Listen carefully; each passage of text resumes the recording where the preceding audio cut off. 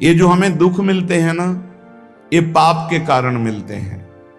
लोग मारे घूम रहे हैं, दुख मिटाने के लिए सोचते हैं कोई जादू कर दे, कोई टोना कर दे, कोई जंत्र बांध दे, कोई आशीर्वाद दे दे। अरे काहे को पागल हो? यदि तुम अच्छे आचरण करते हो, भगवान नाम जप करते हो, सद धर्म से चलते हो, तो तुम्हें किसी से आशीर्वाद मांगने की जरूरत नहीं। बात मान लीजिए, प्रार्थना मान लीजिए। दिखावे में लाखों लोग अपने जीवन को नष्ट करने के लिए तैयार हैं। ये माया का ही तो दिखावा है जिसमें जन्म के जन्म हमारे नष्ट होते जा रहे हैं। सत्य मार्ग को क्यों नहीं पकड़ते हो? किसी के आशीर्वाद की जरूरत नहीं आपको आनंद प्राप्ति के लिए। आप आनंद के बच्चा हो, आनंद स्वरूप हो।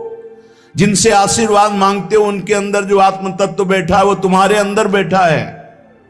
वही संपूर्ण आनंद लिए तुम्हारे अंदर बैठा है। तुम्हें किसी से गिगियाने की जरूरत नहीं। बस तुम अपने स्वरूप को नहीं पहचान पा रहे हो, अपनी शक्ति को जागृत नहीं कर पा रहे हो, इसलिए तुम दौड़े घूम रहे हो। भागने की जरूरत नहीं है। सत्संग सुनो, उसे अपने आचरण में उतारो। ये बात आप कागज में लिख लो, चाहे दिमाग में लिख लो। जब तक आपके आचरण शुद्ध नहीं होंगे, जब तक आप भजन नहीं करोगे, जब तक आप दूसरों को सुख नहीं दोगे, मन वचन कर्म से किसी को भी दुख नहीं पहुंचाना, तब तक आप भागे। और यहां से लेकर ब्रह्मलोक तक अगर आपको सुख मिल जाए तो बता देना। आ ब्रह्म भुवनान लोकान पुनरावर्तिनो, अर्जुन यहां सुख मिलने वाला है। आ ब्रह्म स्तंभ पर्यंतम सर्वम मायामयम जगत, यहां सुख मिलने वाला है। अगर सुख सिंधु भगवान का भजन नहीं करेंगे, बैठ के अपने घर में बैठकर आधा घंटा भजन नहीं करेंगे, मारे घूम रहे हैं, सोच रहे हैं ये भगवान का अवतार है, हमारा कल्याण हो जाएगा। ए भाई, जब भगवान वास्तविक अवतार लिए और जो भजन नहीं किए उनका भी कल्याण नहीं हुआ। भगवान के अवतार के समय हम भी रहे होंगे कहीं ना कहीं, किसी जीव जंतु के रूप, कल्याण हुआ क्या? अब भजन करोगे तो कल्याण हो जाएगा। हमारी बात मान लो। बार बार आपको कभी कड़वे शब्दों में, कभी मीठे शब्दों में बताते हैं, ए भाई, बचपन से भगवान के मार्ग में लगे हुए हैं, हमको अपना कर्म भोगना पड़ रहा है। जो शरीर रचना के समय रचा गया था, वो सुखद या दुखद कर्म भोगना पड़ा। तो रामकृष्ण परमहंस जी के कैंसर था, भाई जी हनुमान प्रसाद पोद्दार जी के उदर में कैंसर था, बड़े बड़े महापुरुषों को भोगना पड़ा। तो प्रारब्ध को भोग लो। ये भोगने की सामर्थ्य नाम जप से आ जाएगी, और नाम जप करके जन्म मरण के चक्र से मुक्त हो जाओ। मान लो मेरी बात। क्या वृंदावन की परम पावन रज से बढ़कर त्रिभुवन में कोई रज है? इस रज में बैठकर तुम्हें आनंद नहीं मिल रहा तो कहां मिलेगा तुम्हें? क्या भगवान नाम से बढ़कर कोई अमोघ शक्ति है जो भगवान को अधीन कर सके? सुमिर पवन सुत पावन नामो, अपने बस कर राखे रामो। लेकिन समझ में नहीं आता। ये जीव सोचता है कोई तपस्वी, कोई सिद्ध से हमारे दुख दूर हो जाएं। नहीं, भगवान के वचन सुन लीजिए। दैवी हेषा गुणमयी मम माया दुरत्तया, मामेव ये प्रपद्यन्ते माया में ताम तरन्ति ते। ये गुणमयी माया को पार करना बहुत कठिन है। एकमात्र उपाय है, मेरी शरण में आ जाओ। हरि शरणम श्री कृष्ण शरणम मम। जब तक प्रभु की शरण में नहीं, तब तक माया मुक्त। पर समझ में नहीं आता। लोगों को ऐसा लगता है मैं जाऊंगा, आशीर्वाद मिलेगा, मैं सिद्ध हो जाऊंगा, सब दुख नष्ट हो जाएंगे। आप समझो, हमारी प्रार्थना को समझो। हम अंदर से पीड़ित होके बोल रहे, आप लोग समझते नहीं हो। भगवान का भजन किए बिना कहीं भी भाग के चले जाओ, आपको शांति नहीं मिलेगी प्यारे। और घर में बैठकर यदि भजन करोगे तो घर तीर्थ हो जाएगा, घर में भगवान पधारेंगे, आप आनंदित हो जाओगे। संत संग का फल होता है भागना, मिट जाना। सत्संगत संस्कृति कर अंता, ये जो जन्म मरण का भागना, ये मिट जाएगा। ये छोटे मोटे भागने से, शब्द सुना, मनन किया, आचरण में लग गए। कभी महीना 2 महीना में अगर संयोग बना तो हम बैठ के सत्संग सुन रहे हैं, नहीं तो हमारे पास यंत्र है, हम रोज उससे नवीन उत्साह प्राप्त करें भगवत मार्ग में चलने का। जब मिले तब दर्शन कर लिए, नहीं तो हम उनकी आज्ञा पर चल रहे हैं तो हमारा सदैव सानिध्य है। भागने की जरूरत नहीं। नहीं भाई नहीं, थोड़ा चैन लो, थोड़ा शांति लो, भागने की जरूरत नहीं है। अंदर से भगवान को सुमिरन करने की जरूरत है। थोड़ा संयम में आओ। जिसको देखो मनमानी आचरण कर रहा है, सोचता है कोई संत महात्मा आशीर्वाद दे देंगे, तो तुम्हें संत महात्मा मिलेंगे ही नहीं। तुम करोगे पापाचरण तो संत महात्माओं का सानिध्य ही नहीं मिलेगा। पापवंत कर सहज स्वभाव, भजन मोर ते भावन काऊ, जो पे दुष्ट हृदय सोई होई, मोरे सन्मुख आओ की सोई। अच्छे आचरण करो, घर बैठे महात्मा मिल जाएंगे, कोई आ जाएंगे ऐसे, तुम्हें कृतार्थ कर जाएंगे। कहीं तुम भेज दिए जाओगे जिनके वचन से तुम कृतार्थ हो जाओगे। हमारी प्रार्थना को मानिए, अपने इस अमूल्य मानव जीवन को कूड़ा करकट की तरह मत नष्ट कीजिए। श्रीपाद कह रहे, नेत्रे उत्पाटित सपदि स्त्री क्षणे लालसा चेत। यदि ये गंदी लालसाएं उत्पन्न हो रही हैं तो थोड़ा शासन में लाओ अपनी इंद्रियों को, छूट मत दो। बहुत जीवन व्यर्थ कर दिया इन इंद्रियों ने, अब सावधान हो जाओ। तुम स्वतंत्र सिंहवत जीवन व्यतीत करने के लिए मानव जीवन प्रकट किए भगवान ने तुम्हारा। तुम इंद्रियों के गुलाम होकर, मन के गुलाम होकर, भोगों के गुलाम होकर के जीने के लिए नहीं आए हो मनुष्य देह में। देवता तरसते हैं इस मानव देह के लिए। क्यों? क्योंकि साधन धाम मोक्ष कर द्वारा, इसे साधना करके हम जीवन मुक्त महापुरुष हो सकते हैं। लेकिन नहीं, बस कोई ऐसा कुछ कर दे जिससे हमारा पति बन जाए, कोई ऐसा कर दे कि हम स्वस्थों को भोग भोगें, कोई ऐसा कर दे सारी झंझटें मिट जाएं। अरे औरों की तो बात जाने दो, भगवान जिनके घर में अवतरित हुए आप वहां दृष्टि डालिए। इतने बड़े भजनानंदी महात्मा वसुदेव और देवकी कंस कारागार में बंद किए हुए भगवान पधार रहे हैं, हथकड़ी बेड़ियों से जकड़े हुए। आप विचार कीजिए, भगवान की सिवा तुम्हें कोई बंधन मुक्त नहीं कर सकता। और सब तरंगे हैं, भगवान भगवान है, हमारी बात को समझ लो। भगवान भगवान है, भगवान के भाव में डूब करके सब भगवत स्वरूप हैं। तरंग में वायु विकार है, वायु विकार हटा तो समुद्र ही है। पर इतना भेद है कि समुद्र करोड़ों अनंत तरंगे प्रकट कर सकता है, लेकिन एक तरंग समुद्र नहीं प्रकट कर सकती। ऐसे ही जितने महापुरुष हैं, जितने सिद्ध महापुरुष हुए, भक्त हो चाहे ज्ञानी हो चाहे योगी हो, वो माया विकार को नष्ट करके ब्रह्म रूप में लीन हो गए, तो ब्रह्म स्वरूप वो भी हो गए। ब्रह्मविद ब्रह्म ही भवति। लेकिन ब्रह्म तो ब्रह्म है, जिसने एक संकल्प मात्र से अनंत सृष्टि का सृजन कर दिया, उसकी समानता करने वाला त्रिभुवन में कोई नहीं। तो उन्हीं भगवान की, चाहे निराकार मानो, साकार मानो, सगुण मानो, निर्गुण मानो, उन्हीं भगवान की शरण में जाने के लिए सब संत महात्मा, और जो भगवान की शरण से अलग करके अपने को भगवान माने, तो हमें लगता है फिर बचना चाहिए ऐसे भगवानों से, जो अपने वचन से, अपने आचरण से, अपनी हृदय की भावनाओं से जीवों के माया जनित आकर्षण को नष्ट करके श्री भगवान से प्रीति करावे।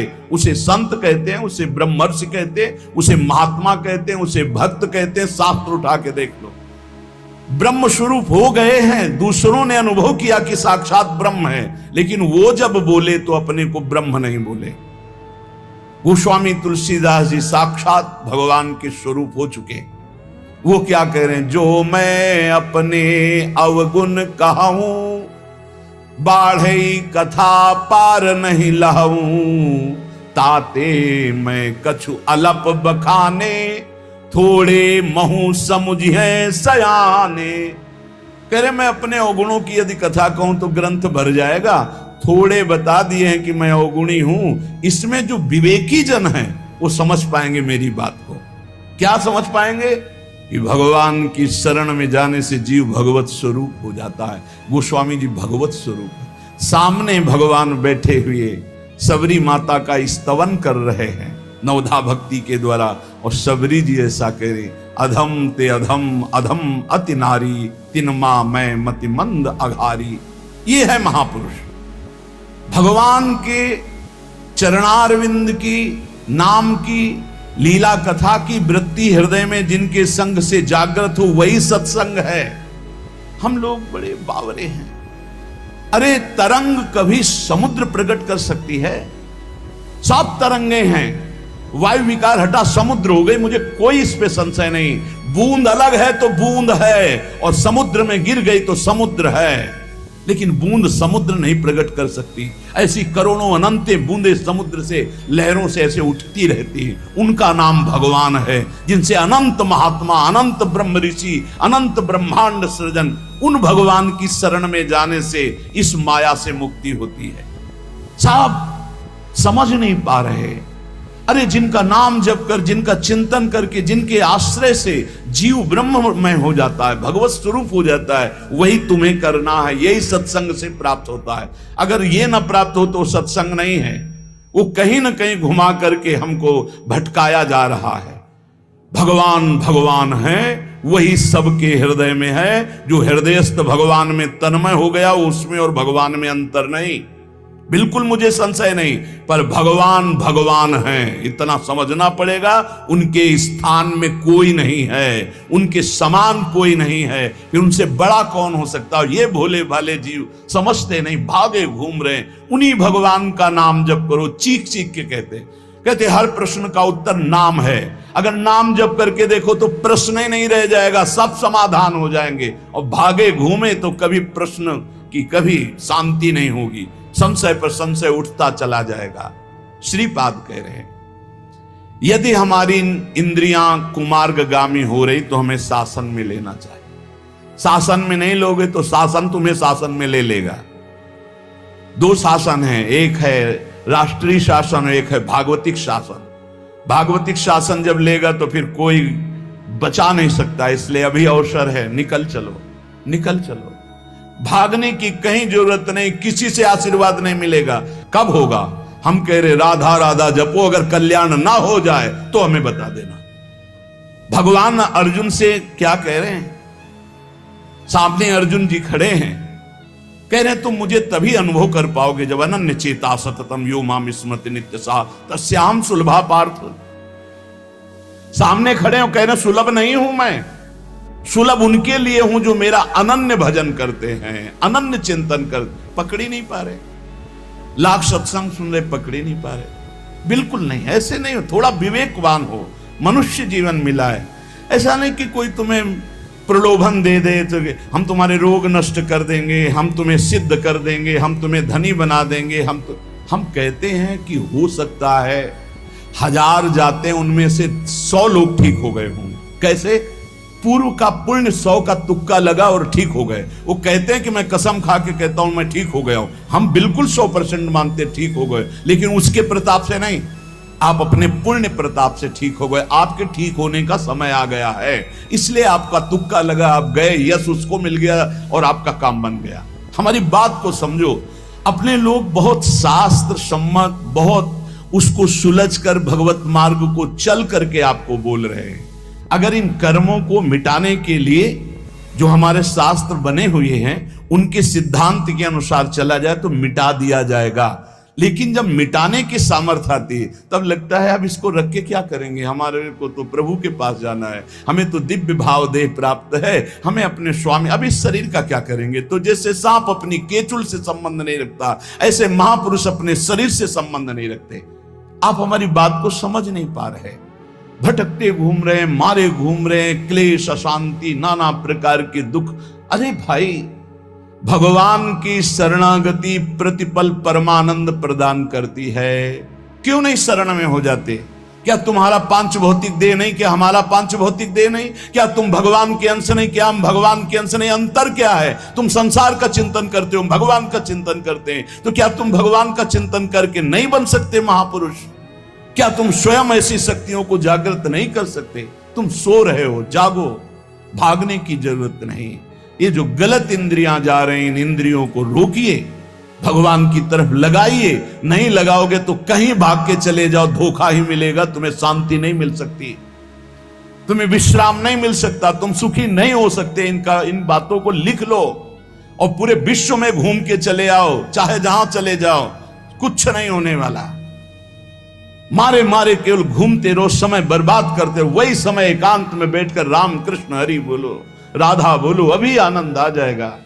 हम ये नहीं कहते कि तुम करोड़पति बन जाओगे, तुम्हारे सारे काम बन जाएंगे, लेकिन हम ये कहते हैं कि तुम्हारा हृदय शांत हो जाएगा, तुम्हारा भागम भाग मिट जाएगा, तुम एक गंभीर हो जाओगे, धैर्यवान हो जाओगे, तुम लड़ना सीख जाओगे दुखों से, तुम सुखों से भूल करके पापाचरण कर बैठे हो, दुखों में इतना तुम हो जाते हो कि अपने जीवन को भी नष्ट करने की सोच। ये सब भगवत विमुख जीव का लक्षण है। भगवत सन्मुख होने पर सुखों में दूसरों को बांटा जाता है और दुख में सहकर भगवान के नाम का स्मरण करते हुए उस दुख के समय को काटा जाता है। समझते नहीं।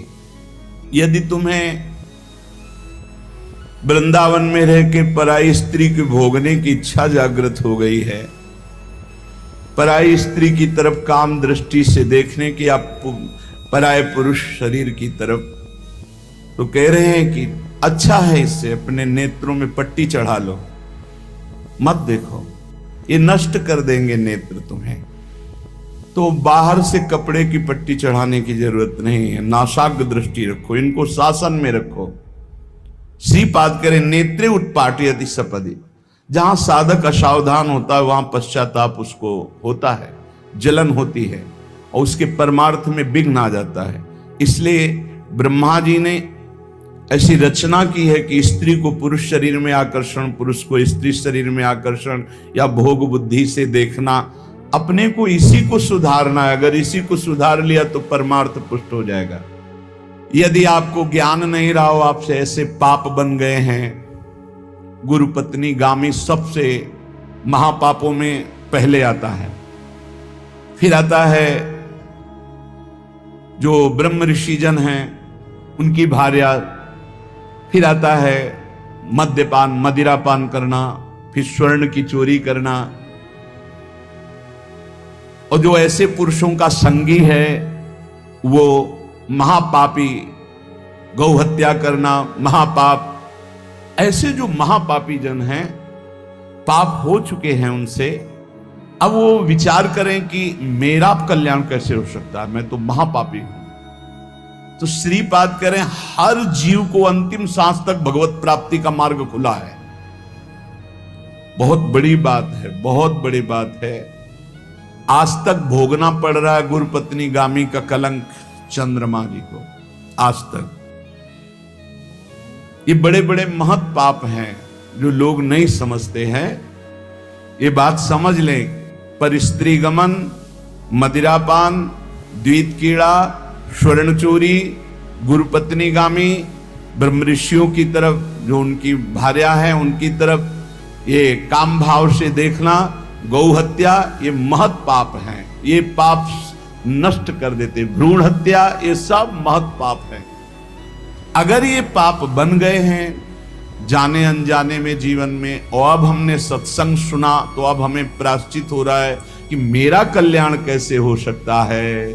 तो श्रीपाद कह रहे, एक बार हृदय से जलन पैदा करो कि मेरे से बहुत गलती हो गई, और श्रीधाम वृंदावन आ जाओ। वृंदावन की परिक्रमा करो, रज में लौटो, रसिकों का संग करो। ये नियम ले लो कि अब जीवन में कभी पाप नहीं करेंगे, और नाम जपना शुरू कर दो। तो कह रहे हैं निश्चय सुनिर्वाही महाधार्मिका, निश्चित वो धार्मिक हो जाएगा, उसके सारे पाप नष्ट हो जाएंगे और भगवत प्राप्ति कर लेगा इसी जन्म में। भगवत प्राप्ति आखिरी सांस तक हो सकती है। आखिरी सांस में बोला राधा राम कृष्ण हरि, बिल्कुल भगवत प्राप्ति हो जाएगी। विश्वास कर लो इस बात पे। इसलिए कोई भी कभी निराश न हो कि मुझे भगवत प्राप्ति नहीं हो सकती, मेरा कल्याण नहीं हो सकता। इस श्लोक में श्रीपाद ने बताया, यदि ऐसे महापाप किए हुए हो तो श्रीधाम वृंदावन आ जाओ। धाम है भगवान का, निज धाम है। जो बड़े बड़े तीर्थों के अवगाहन से पाप नष्ट नहीं होते, जो कि महापाप कहलाते हैं, वो धाम में रज में लौटने से, परिक्रमा करने से, नाम कीर्तन करने से, सत्संग सुनकर सतमार्ग में चलने से। कह रहे हैं निश्चय सुनिर्वाही महाधार्मिका, निश्चय उसके सारे पाप नष्ट हो जाएंगे और वो धार्मिक ही नहीं महाधार्मिक हो जाएगा। यदि ऐसा पुरुष है, ऊपर के श्लोक में जो बताया महापापी, अब कह रहे हैं अगर ऐसा पुरुष है कि कभी धर्म की चर्चा ही नहीं सुनी, जो सदैव अधर्म में ही ग्रस्त रहा है और इतना नीच है कि पापी लोग भी उसकी निंदा करते हैं। कुछ पाप ऐसे होते हैं जिनकी पापी लोग भी निंदा करते हैं।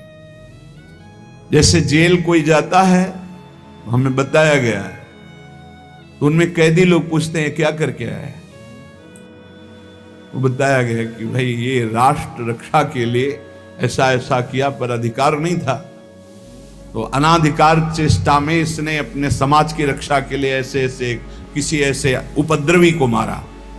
तो हाथ मिलाते हैं उसको सम, ये काहे क्या है, बोले अपनी बेटी के साथ ऐसा गंदा आचरण कर। तो बोले वहां के कैदी भी गुस्सा होकर उस पर दृष्टि रखते हैं, उसे घृणित दृष्टि से देखते हैं। तो यहां कह रहे हैं जो धर्म की वार्ता नहीं जानता, अधर्म से ग्रसित रहा है, और नीच पुरुष पापी लोग भी उस पर क्रोध दृष्टि से देखते हैं कि बहुत ही नीच है ये। ऐसे खोट कर्म करने वाला समाज से जो बहिष्कृत हो चुका है और निश्चित हो चुका है कि अब इसकी दुर्गति पक्की है, उसके लिए भी एक चांस है। बोले निजोरु कृपया शांत्या च वृंदावनम स्वस्मिन नामृत चेत ददाति वसतिम धन्योस्ति वृंदावने। बोले निज कृपा से वृंदावन उसको पावन कर सकता है यदि वह करके ये जीवन भर का नियम ले ले कि अब मरूंगा तो इसी रज में वृंदावन से कभी बाहर नहीं जाऊंगा, तो असीम कृपावान प्रिया प्रीतम का निज धाम ये उसके सारे पापों को नष्ट करके उसे धन्य कर, धन्योस्ति वृंदावने, उसे धन्य बना देगा। पहले में महापापों का वर्णन किया, दूसरे में नीच आचरण करने वाला अधर्मी जो सबसे ज्यादा तिरस्कृत है, वो भी अगर श्रीधाम वृंदावन में आमरण वास स्वीकार कर ले कि अब वृंदावन, वैसे तो मैं बहुत पापी नीच हूं पर अब वृंदावन को नहीं छोड़ सकता, आजीवन वृंदावन वास करूंगा चाहे जितना कष्ट मिले, तो श्रीपाद कह रहे हैं चेत ददाति वसतिम धन्योस्ति वृंदावने। वो वृंदावन वास स्वीकार करने के कारण वृंदावन की कृपा से निष्पाप होकर धन्योस्ति, धन्य हो जाएगा, अर्थात उसको भी भगवत प्राप्ति हो जाए। देखो जब आनंद मिलेगा तब मन पंगु हो जाएगा। जैसे भौरे में बहुत बड़ी ताकत है कि चाहे जितना मजबूत काठ हो वो बड़े मौज से खेलते खेलते उसमें छेद कर देगा। जब कमल की पराग वृत्ति में वो पहुंचता है तो थोड़ा सा भी पराग को धक्का न लगे, शांत होकर बैठ जाता है, चाहे जीवन खोना पड़े वो कमल की पंखुड़ी को नहीं काटता। ऐसे उदाहरण दे रहे, ऐसे ही तुम्हारा मन तब तक उद्दंडता करता रहेगा जब तक भगवत सुख नहीं मिलेगा, और जिस दिन इसे आनंद मिला भगवत आनंद, ये बैठ जाएगा, इसका अस्तित्व खत्म हो जाएगा, ये बैठ जाए। निज सुख बिन मन होई कि थीरा, बिना आत्मानंद का अनुभव मिले मन स्थिर नहीं होगा, शांत नहीं होगा, विश्राम नहीं पाएगा। भौरे का दृष्टांत देकर के मन को समझा रहे कि मन भौरा है, भटक रहा है विविध भोगों में, बड़ा मजबूत है, बलशाली है, लेकिन ये तभी निर्बल बनेगा जैसे भौरा कमल में आ जाता है तो वहां अपना बल खो देता है। ऐसे ही श्री हरि चरणारविंद, हरि नाम, भगवद आश्रय, भगवत भक्ति, इसी में मन आनंद को प्राप्त होगा। तो आपको कहीं भागने की जरूरत नहीं। आपने सुना कि जंगल में भागने से क्या होगा, जल पीने से क्या होगा, फलाहार रहने से क्या, शांति से अपने घर को ठाकुर जी का मंदिर मान लो, खूब नाम कीर्तन करो, भगवत चर्चा करो, भगवान का सुमिरन करते हुए जीवन व्यतीत करो, इधर भी सुखी परलोक में भी सुखी। किसी से आशीर्वाद मांगने की जरूरत नहीं, दौड़ने भागने की जरूरत नहीं, हाहाकार मचाने की जरूरत, ये बहुत आनंद का जीवन है मानो दे। बस सुलझ जाओ, शांत हो जाओ, जहां तुम हो वहीं सब ठीक है। जो मिल जाए, रूखा सूखा फल है, अन्न है, जल है, जो मिल जाए, प्राण पोषण करो, भगवान का चिंतन करो, सद आचरण करो, बड़ा आनंद में जीवन होगा। लेकिन आनंद से जीने के लिए असद आचरण करते हो, पापाचरण करते हो, आनंद की खोज में। कहां पापाचरण में आनंद है? इसलिए सद आचरण में आ जाओ, भगवद आश्रित हो जाओ, खूब नाम जप करो। भगवान मंगल भवन है, इस गेम से निकाल देंगे। बहुत बड़ा एक गेम है, बहुत बड़ा गेम है, जीतते जीतते हार जाओ, हारते हारते जीत जाओ। तो हम तो जीत गए। नागरी दास ही जन्म जितायो, बलिहारी बलिहारी हमारी सबही बात सुधारी। कृपा करी श्री कुंज बिहारी, अरसी कुंज बिहारी हमारी सबही बात सुधारी। लाखों अपने वृंदावन में, बस खास बात बल गई। नहीं, आप क्या समझते हो? हाहाकार मचा हुआ, तांडव मचा हुआ माया का। ये तो धाम है, इसके प्रभाव से आप बिल्कुल शांत आनंदमय हो। धूल भरी आंधी दूर से निकल रही। नहीं तो आप संसार में देखो, सतोगुण रजोगुण तमोगुण 3 गुण है। सतोगुण तो कहीं कहीं नहीं, रजो और तमो की तांडव वृत्ति मची हुई है। जहां कहीं भगवत चर्चा, भगवत नाम कीर्तन, भगवत गुण, बहुत विक्षेप माया डालती है। इसलिए खूब नाम जप करो, इसी जन्म में भगवत प्राप्ति कर लो, दोबारा इस कलयुग में जन्म ना हो। पक्का ऐसा भजन करो कि आगे अब देखते जाओ। अरे भाई, बड़ा आश्चर्यमय समय, बड़ा आश्चर्यमय समय है। अभी तो कुछ है नहीं, अभी तो बबुआ है कलयुग, घुटने के बल चल रहा है। थोड़ा खड़ा होने दो, फिर ताट ठोकने दो। 4,32,000, अभी तो 32,000 नहीं पूरे हुए, थोड़ा 1,00,000 1.5 लाख पूरे होने दो, फिर इसका है, उसका अपना राज्य है।